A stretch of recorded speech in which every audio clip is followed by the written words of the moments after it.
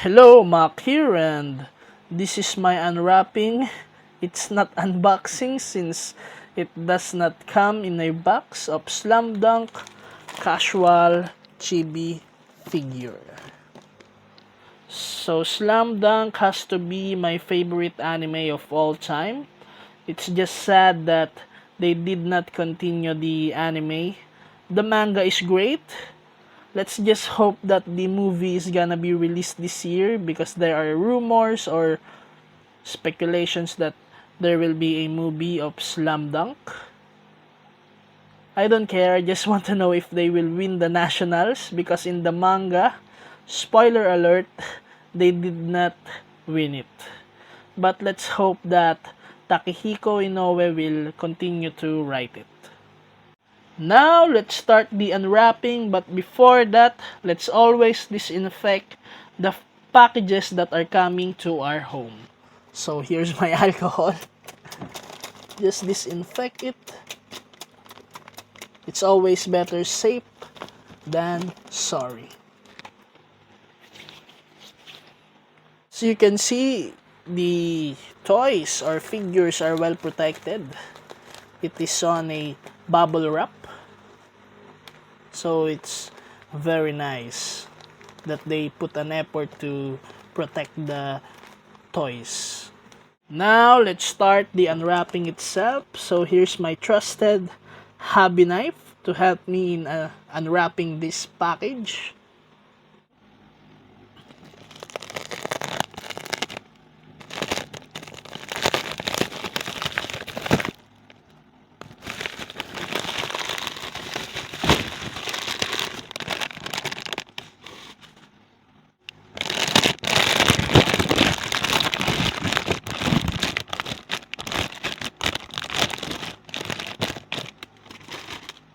First, of course, the genius, ang henyo, Sakuragi.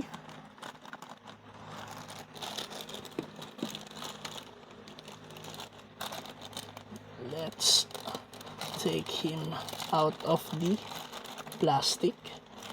I love the packaging of this one, even though this is a third-party product or bootleg. I think it's great.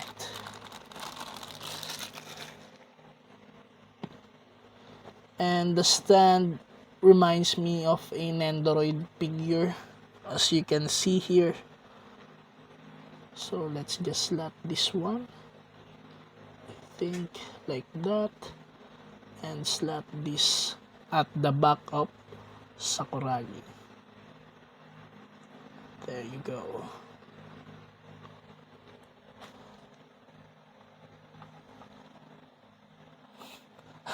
I love the shoes. It's similar to a Jordan 1. Yeah, it's Jordan 1. It's the band colorway. Next, of course, is his rival, Rukawa.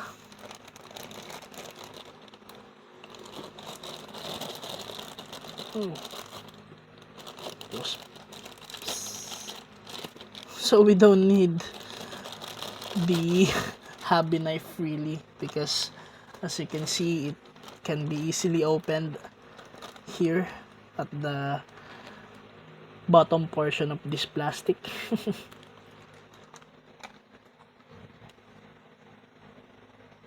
I just want to say that it has nice details, as you can see on the hair of Rukawa here. Nice details. Then let's put him beside Sakuragi.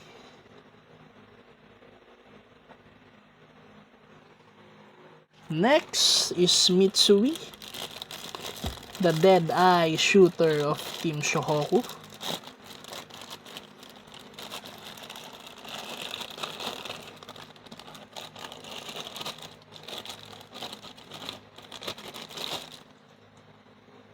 As you can see, I love the shoes since this is a bootleg figure. You can see Sakuragi is wearing a Jordan 1 Rukawa is wearing Nike shoes, and this one I don't know if it's Asics, maybe because of the pattern here, I'm not really sure, but it's branded. Now let's put Mitsui at his stand.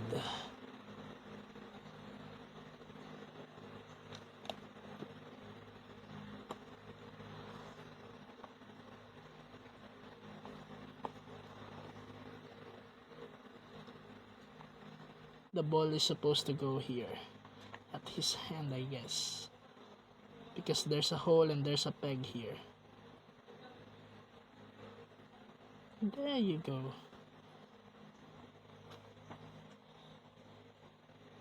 So I think the bug should be here.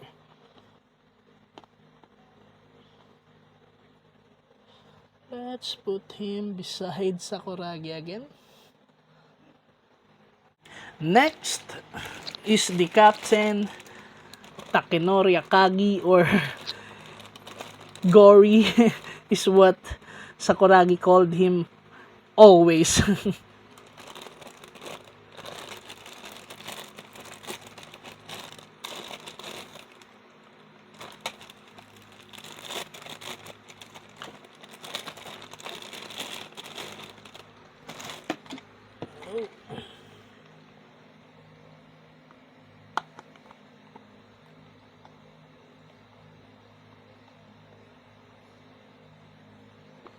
There you go. I think his shoes is a Converse type of shoes because of that star. So let's put him beside Rukawa. There you go. Lastly, my girlfriend's favorite character in the anime, Ryota Miyagi. And I love the pose of this figure because it's very similar to how Miyagi wears his bag on his forehead.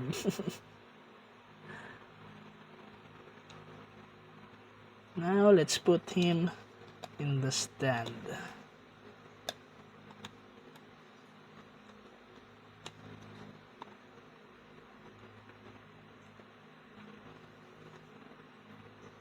I think my only issues for this figure is the stand, because as you can see here, like Miyagi's stand, it's very loose. So maybe you can fix it by putting some glue in it to make it fixed, since they are just fixed and you can't really put them in dynamic poses like Nendoroid figures.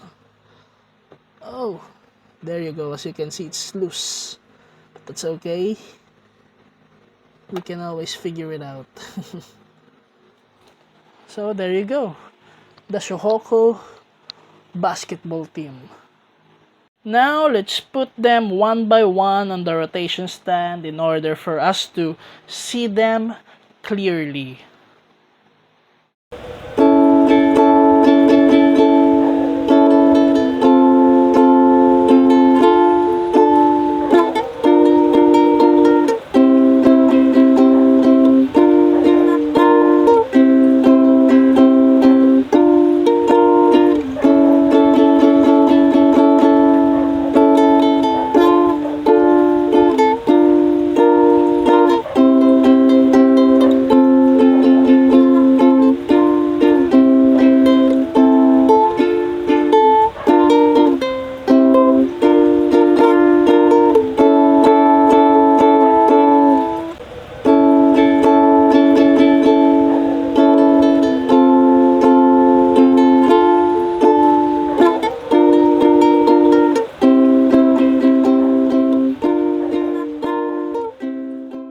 I just want to say that I love the scaling of these figures. As you can see, Takenori Akagi or Gory, the team captain, is taller than all of the other team members. As like on the anime, he is the center of this team.